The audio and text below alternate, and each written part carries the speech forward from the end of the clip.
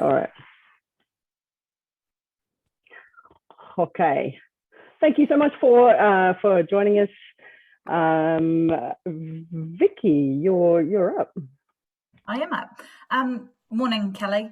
Morning. Could you introduce yourself and your dog, Flori? So I'm Kelly. I'm the Science SCL at Rototuna Junior High School.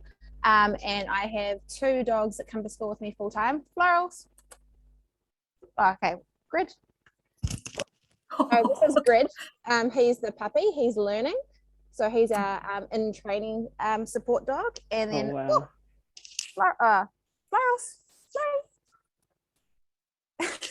Flori's eating a chew on the ground. Wait, hold on. I'll introduce you to Flori. So yes, we have a very calm office, obviously, with the 2 dogs running around. Yeah. Very heaps calm. Yeah. Grid, come here. I just put Grid in his bed so there's less dogs running around. Excellent. Never work with children and animals. Is that the That's what they say. Work is tough. Put them all in together, I say. So, Kels, can you tell me, like, why therapy dogs? So my life outside of school is dog training. So I personally train and compete. I've got 5 dogs at home, and I do a variety of dog sports with them. The first school, well, one of my early schools I started working at, we ran impact projects, and I naturally sort of got all the dog kids coming to me for impact projects. So my dogs started coming to school as part of impact projects. And it wasn't until I got to this school when I got my spaniels, and they started coming to school with me because they were puppies and I couldn't leave them at home. And they just kind of naturally fell into the role of therapy dogs. And that's where I kind of saw the benefits to the kids of having them at school. So yeah, I kind of just fell into it from my life outside of school, combining with my life in school. Wow, I'm going off script here, just so we're aware. How did you convince your school to, I've got some puppies, I need to bring them in? Like, how did that work? I was lucky enough to, when I was hired for this job, so the Science SEL at Rototuna Junior, they actually knew about the work that I did at Albany Senior High with the dogs at school. So at the end of the interview, they asked to come out to the vehicle and meet the dogs. So it was kind of an unspoken agreement that the dogs would also be part of school school life at Rototuna Junior, because they saw that as being a really valuable part of my life and me as a learner, because I'm constantly progressing my learning and doing professional development in dog training. So modeling that to the kids. Florals, I think is really important, like showing that I was a lifelong learner in my life outside of school. So it kind of just naturally worked. Oh, fantastic. Okay, cool. That's really cool. Kelly, what evidence have you seen of Flori's impact with her role? The first few years we did Florals, enough please. We did quite a lot of work with with surveying students and getting student voice, because that's a big thing at our school. The evidence that I collected early on, just because I wanted to make sure that it was benefiting students, and being a scientist, I needed evidence for that. So we tended to look at some specific students in terms of pastoral records and information from guidance counsellors, but mostly school attendance. We had a large number of students that were working with Flori who had high anxiety issues, to the point where they were making themselves physically sick and would go home and would have really low attendance. So that was the sort of clearest data for direct impact on students, was specific cases of kids going from about 30, 40, 50% attendance up to 80, 90% attendance. Wow. Awesome. Yeah. Awesome. And if you had a chance to put this all in play again, what would you do differently? I guess the main thing, and it's not differently because I wouldn't have done anything differently. There's things that I'm always going to continue to develop, because it's something I want to keep going and help other schools to be able to do in a way that's accessible for both the dogs and the people. I guess the biggest thing for me is it's a lot of time that I have to just make sure the dog's comfortable and all their needs are being met, and that the the dogs are getting what's best as well as the kids. So it'd be really nice to have some time to actually put into working with the dogs, but also working with other schools. So possibly looking for funding, which would allow me to have some time to develop it into a proper program that other schools could just sort of take and use as a program, rather than it's kind of a little bit like just doing it as it happens at the moment. Laurel, do you want to come up? Instead of like actually having it planned out. So yeah, it's kind of, we're kind of just going with the flow at the moment, but yeah, it'd be good to have a little bit more of a structured program and the time and the funding to help do that. Yeah. I know, Flori. She's being ignored. Yeah, she is. What were some of the barriers that you have encountered along the way, and how did you overcome them? I think apart from the time, the biggest barrier in terms of students and parents not being sure, the biggest two are generally allergies and kids that are scared of dogs. So we came up with quite a structured process to start with in terms of new students being enrolled would all advisory teachers would have a discussion with kids about the fact that there's dogs at schools, how it works, and what to do. So we basically had a list of kids that were scared of dogs, and we would have an established area where the dogs are being walked so those kids knew. And we would also be notified if the dogs were not to go into a space where a kid wasn't comfortable. But to be fair, as we've gone through, it's become less of an issue because all of the kids sort of see that the dogs won't come up to them unless they want them to.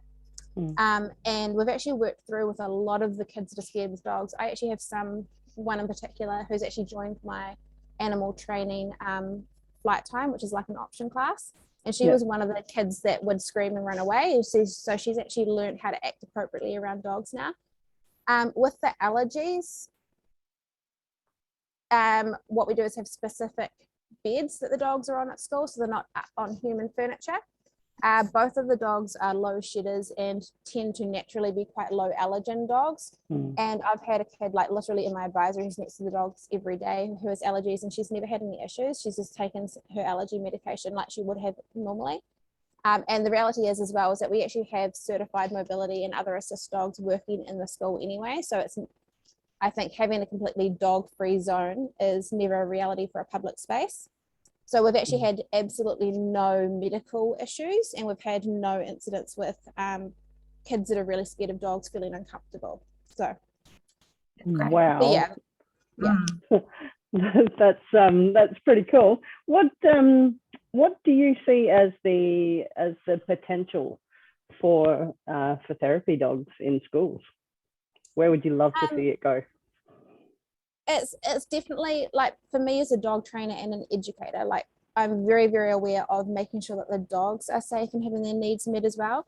And the reality is that like not all dogs are suitable to be in school with kids. We are an open plan modern learning environment.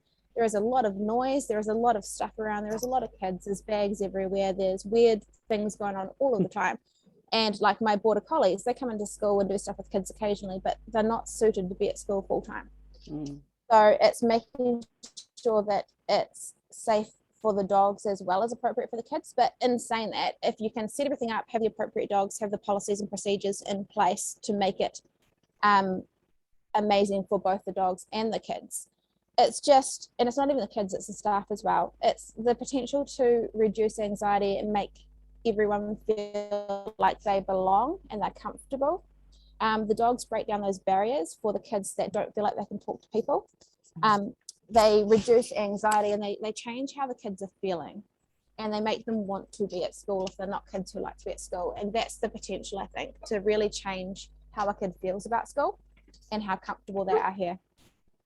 Yeah, that's awesome. And for us as RTLBs, you know, whatever schools can do from that proactive kind of standpoint, then the less likely it is that that our service would need to be engaged, because we do pick up a lot of cases that are anxiety driven, and you know, sometimes kids not wanting to come to school and looking at that transition kind of thing. So, you know, dogs assisting that. I want to come and work at your school. we need more. So we have a lot of ILAs and a lot of learning support, but we always need more. Fantastic. And just a question around, I guess having dogs in the school you needed some processes and policies in place beforehand. Do you have some potential documents that you might be able to share with our people to help them? Yep. So I actually have them all freely accessible on the Facebook group that I run. So I have a post where I've outlined the process in a huge amount of detail, and I've put all of our policy documents. But I can share those with you as well. I've also put together a research document with it's not a well-organized research document, but it's basically a link of relevant information and resources.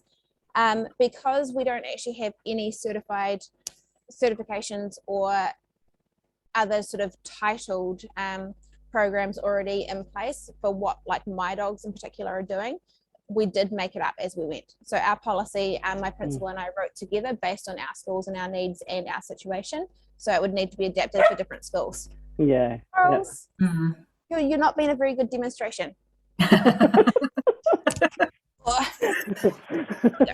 Sorry. She doesn't like me talking on Zoom. She really struggled with lockdown. Oh, no. Yeah. So, what was the name of your Facebook group, Kel? And can you just tell us again what your school is? So we're Rototuna Junior High School. We're under the Rototuna High School umbrella. And the Facebook group is New Zealand School Support Dogs, but I'll send you a link. Yeah, that'd be awesome. Oh. Okay. Just pause for a second. I'm just going to let the kids take Flori out. So they've just come to get her. Hold on. This is life in action. The daily life of a school.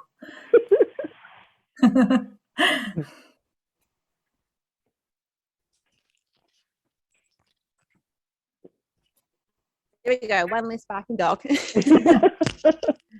Fantastic. Well, thank you. Thank you so much for taking the time to have a chat to us about dogs in schools. Did you have anything again off script? I'm so sorry. No, not even. Did you have anything formalized, like written down around how the structure you use for your dogs in the school there at the moment, or is it kind of just a suck and see kind of thing? Yeah, at the moment, the structure that I use, I haven't written it down because it does change year to year based on the kids that I have, and also now having 2 dogs. So the structure I'm using at the moment and what's worked the best is I actually have a year 10 student who's my school support dog leader. She actually organises both of the dogs' timetables for if they're going into, so basically teachers or kids can actually book in with her to have a dog in class, and she organises their schedule. And she actually makes sure that any new kids that she hasn't met before will actually come and hang out with her at interval or lunchtime and learn how to handle the dogs, like how to walk them and how to take them outside if they need to go to toilet. And she just makes sure that basically they're not going to let the dogs escape. Yep. And this has worked really, really well because she loves having a leadership opportunity. She wants to go into an animal related career, and she likes spending time with the dogs. And she's a very awesome student anyway, so she's well on top of her work. And it actually takes some of the workload off me because she manages all that for me. And yeah, it's working amazingly. Wow. So you have your own student PA, as do your dogs. Is that... Yep, I do. That is awesome. I totally need to come and work at your school. Well, did you have anything else to add there, Vic? No, I just had one little question around how many students would be using the therapy dogs at any one time or across the timetable that's planned. Yeah, so it definitely varies a lot, but I'd say that over a day the dogs would be out with students in classes at least half of the day, right?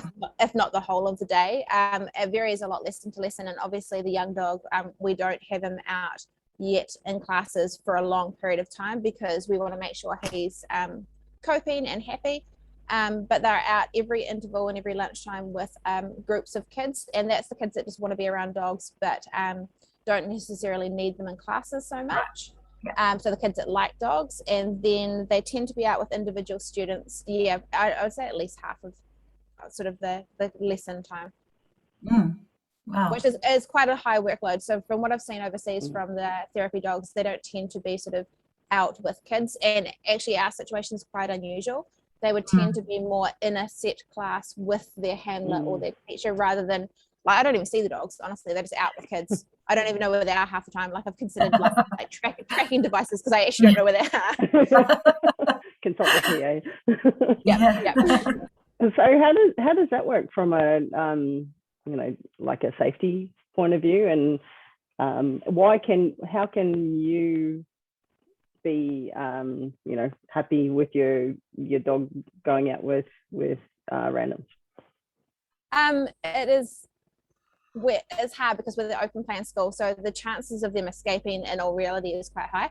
And they're 2 spaniels, and we have like birds outside and poo geckos on the building side at the moment, and we are a junior high school, so we have a lot of food on the ground. So yes, chances of losing them are high. However, we run a high trust system, and most of the kids at school know the dogs. Yeah. And there has been, I've literally seen before one of the dogs escape and like 10 kids calling the names and grabbing them and picking them up. And it's everyone knows the dogs, and that's the system that makes it work, is that all of the teachers know the dogs, all of the kids know the dogs, and in any one class I can guarantee I've got 5 kids that know the dogs. And Gracie is very good as well at giving very clear instructions, so they'll go with a bed and a lead to class, and Gracie will make sure that the lead's sort of tied on a table in the bed next to the kid, and they've got very specific instructions. So the only time we've actually sort of lost dogs is when they get taken for walks at break times with the kids, so that we've never had any issues with them leaving the classroom space when they're working in a therapy situation with the dog. Oh, cool. So you've got some structures in place, so and routine. So when someone collects a dog, here's what you need to do, here's where they go, and those kind of routines. Can you share some of those things in the documents you're sharing with us? I don't know if it's written down. I'll have a look and see what's in the documents, but I created them when Flori started, so they're not particularly up to date. It's kind of more what Gracie organizes, really. Yeah. Well, I think just anything, you know, so because we know that teachers love procedures and routines. But it you know, helps others go, okay, I didn't think about that, or I didn't know that was an issue, or you know, what is that trying to get around? So just having some kind of an idea about things that could be put in place to look after the dog as well as the kids. That would be cool. No, I'll share the documents that I have got, but just keep in mind that they might be not particularly up to date, but you can always email questions. The biggest thing for me as a dog owner and a dog trainer is because the type of school we have a lot of food on the ground, and the biggest issue I have at the moment is Flori has been continually reinforced by being able to eat food on the ground. So she does like look for food on the ground quite a bit, which is quite hard.